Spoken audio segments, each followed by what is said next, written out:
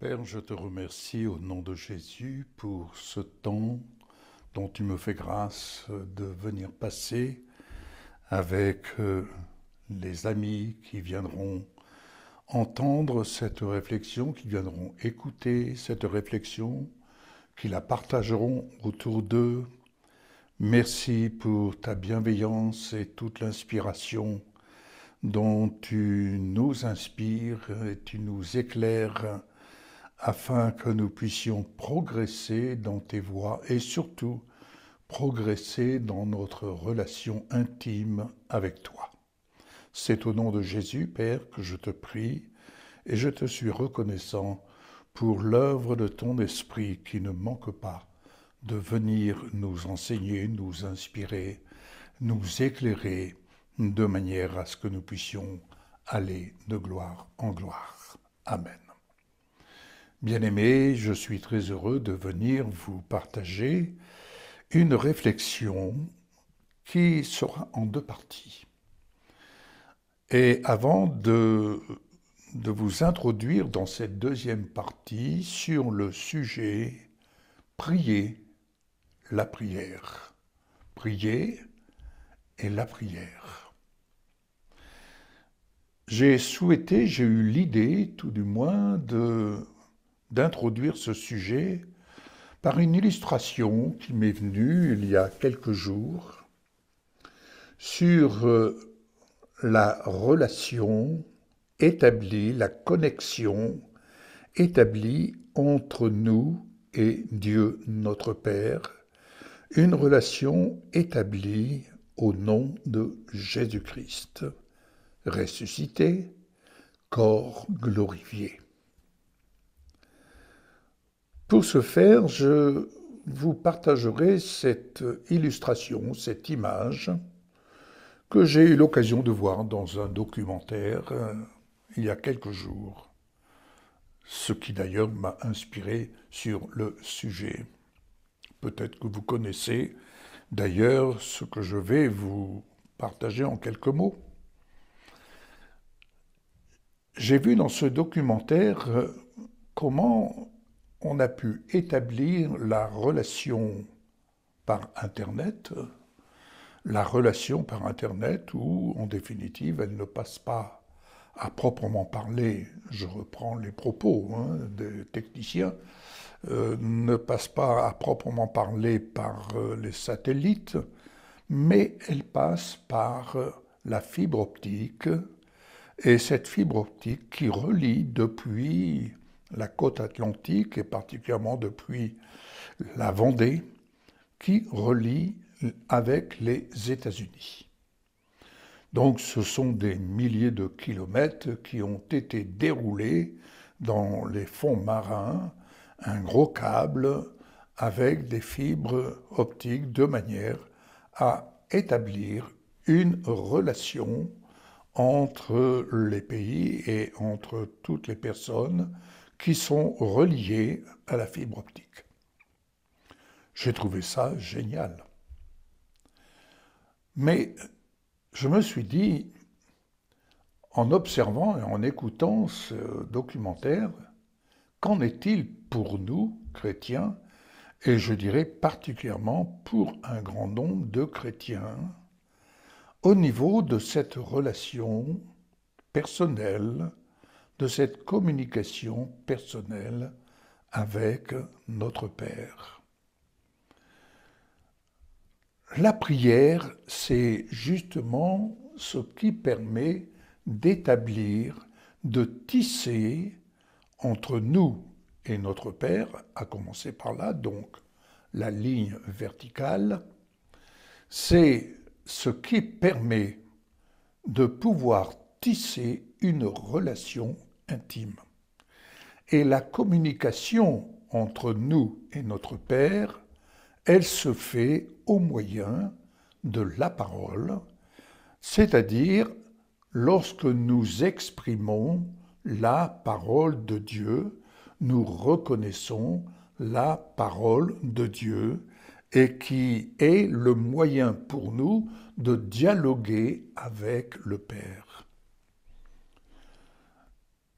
Je suis arrivé à un stade de ma vie chrétienne où il m'a semblé, et je crois que le Seigneur me donne d'être au nombre de ceux-là qui allons et qui devons aider la chrétienté, en tout cas un grand nombre parmi les membres du corps de Christ, un grand nombre dans les temps dans lesquels nous entrons à établir une bonne communication avec notre Père.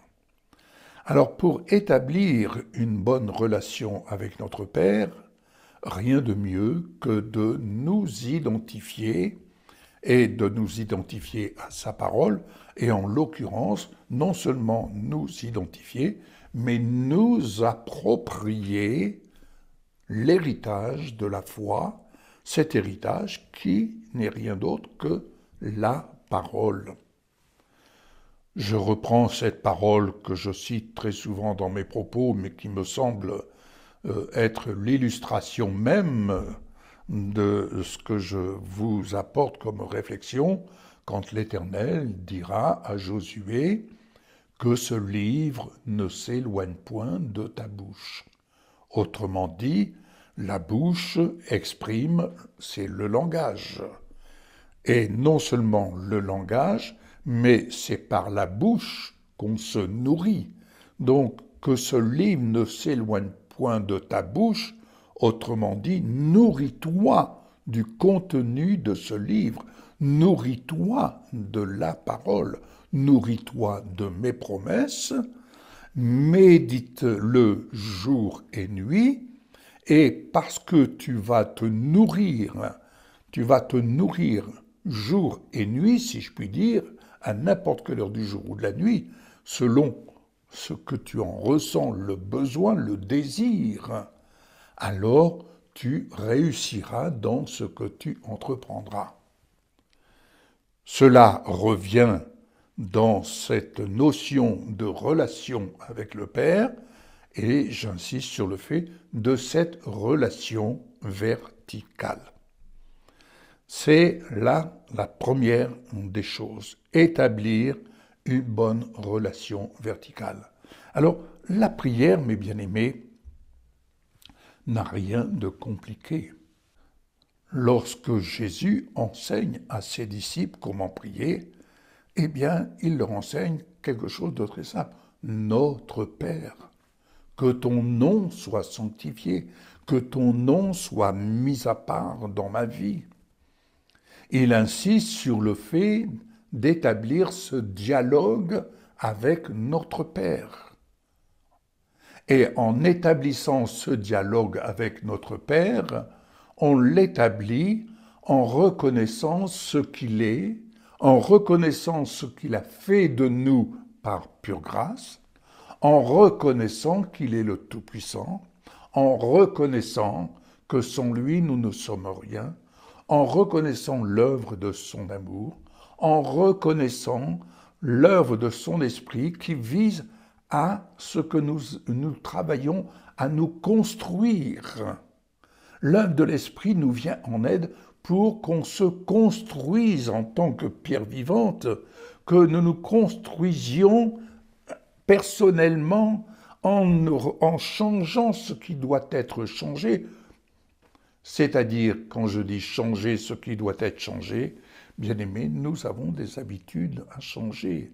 Il y a des habitudes que nous prenons, qui ont été bonnes un temps, mais il n'y a rien de plus terrible quand je rencontre des personnes qui, en définitive, ne prennent pas, je dirais, ne font pas le moindre effort, et si j'ose parler d'effort, mais ne font pas le moindre pas pour dire « je change ici ma façon de faire, je change ici ma façon de parler, je change ici ma façon de voir à la lumière de la parole ».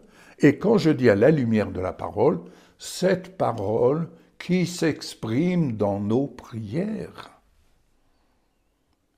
N'imaginez pas que le jour où nous naissons de nouveau, ça y est, tout est nouveau, tout est changé. Oui, amen.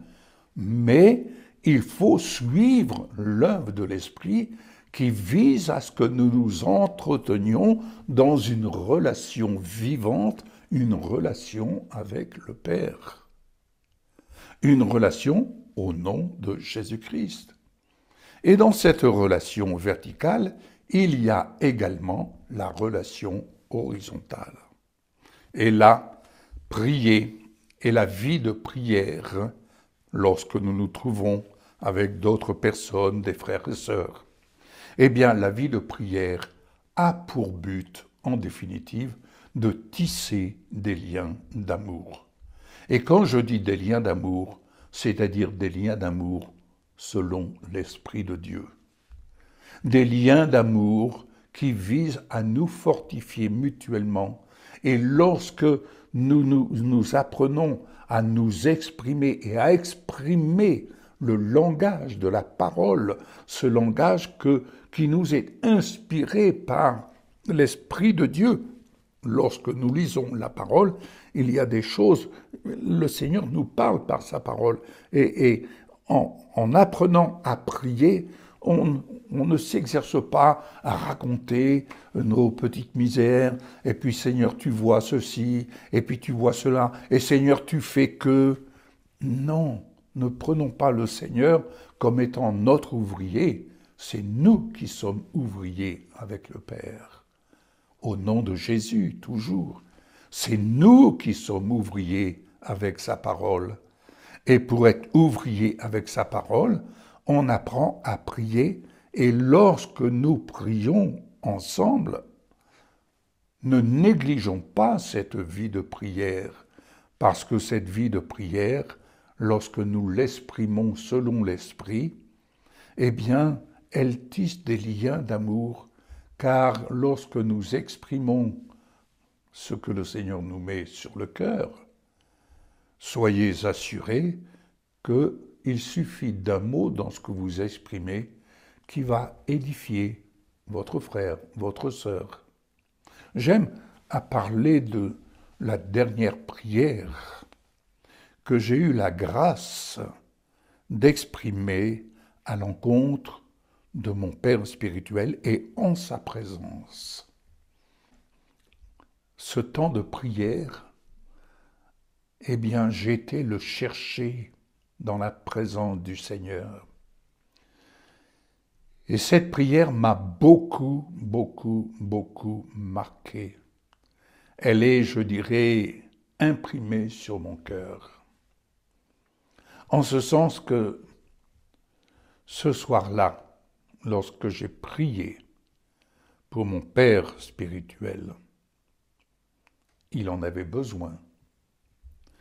Mais je peux vous dire que j'ai posé les mots dans la quiétude, dans la sérénité, mais les mots dont je me suis rendu disponible à l'Esprit de Dieu pour exprimer ce que l'Esprit de Dieu me donnait d'exprimer. Et lorsque j'ai fini de prier, c'est la première fois que j'ai entendu cela, et particulièrement ici, dans la bouche de mon Père spirituel. Il a pu avoir cette expression que je n'oublierai jamais. Voilà une prière qui me fait beaucoup de bien. Et là, j'ai compris que lorsque nous prions les uns pour les autres, est-ce que nous prions pour que notre prière réponde aux besoins de l'autre? Prenons soin de prier pour établir une bonne relation fraternelle. Ne négligeons pas de nous retrouver pour prier les uns avec les autres, mais également en tenant compte que nous formons un corps et que ce corps a besoin d'être édifié, les membres ont besoin d'être édifiés. Prenons ce temps de prière, bien-aimés. Prenons ce temps de prière les uns pour les autres. et que cette prière, au-delà des besoins qui existent, c'est une chose. Mais il y a un grand besoin de tisser des liens d'amour. Ces liens d'amour qui se tissent d'abord verticalement. Voyez l'image de la croix? Eh bien, lorsque vous priez, Père, je viens au nom de Jésus. Et ma vision, Père, bénis mes bien-aimés qui sont en train de m'écouter en ce moment. Ils ont besoin d'entendre dans le calme, dans la confiance, dans la sérénité, ce temps de dialogue que nous pouvons avoir avec toi, mais en même temps, je n'ignore pas, à l'encontre de mes bien-aimés qui écoutent en cet instant et qui ont besoin d'entendre sereinement ce qui leur fera beaucoup de bien à l'âme, qui édifiera leur esprit, les fortifiera et leur apportera un baume sur leur cœur. Au-delà de ce qu'ils sont en train d'apprendre, de ce qu'ils vivent, je te prie, Père, au nom de Jésus, de soutenir la marche de ces bien-aimés à l'encontre desquels tu m'envoies pour les bénir. Oui, je reconnais que je suis ton envoyé, Père, au nom de Jésus, pour bénir ceux-là qui travaillent à leur salut, ceux-là qui te cherchent, ceux-là qui attendent le secours. Père, je te prie vraiment, dans le nom de Jésus-Christ, merci de les bénir, de les inspirer, de les instruire. Dans le nom de Jésus. Amen. Je vous retrouve pour la deuxième partie. À bientôt.